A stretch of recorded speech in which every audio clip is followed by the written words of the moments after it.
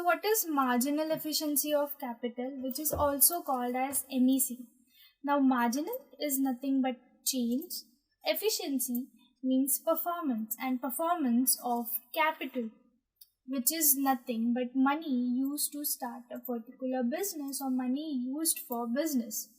Now MEC is referred as expected profitability of capital asset. That means what profit we are expecting from the capital asset. Now capital assets are nothing but, we have already studied, it is machinery, it is furniture, or it is any sort of asset which are used in business.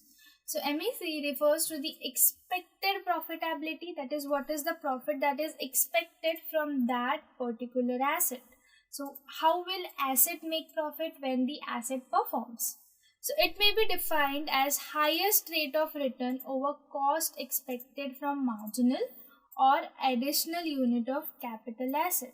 So the business or the firm keeps on adding asset. Let's suppose the firm first had assets worth rupees 50 crore. They added one more asset which is 10 crore. Now the change is nothing but that 10 crore, which is nothing but the marginal addition.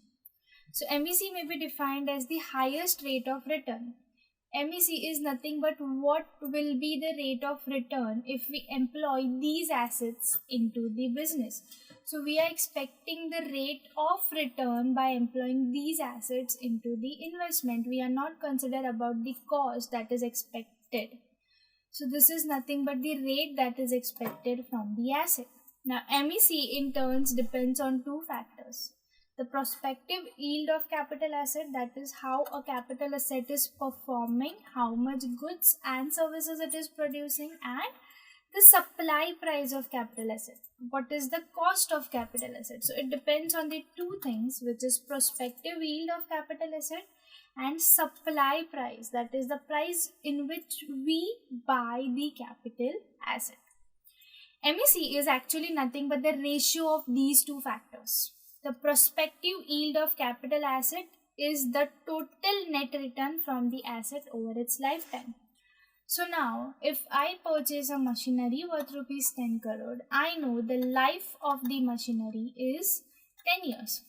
So we have already learned this in our basic accountings and depreciation part, wherein we determine the life of asset based on the depreciation. So now, life is 10 years, the price is the price is 10 crore, life is 10 years. Now what will be the expected profitability I am expecting?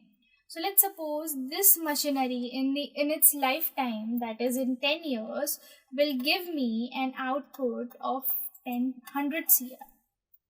So it is nothing but the net return I am getting by investing 10 crore. So if I invest 10 crore in a machinery, the machinery will give me 100 crores of output in its lifetime.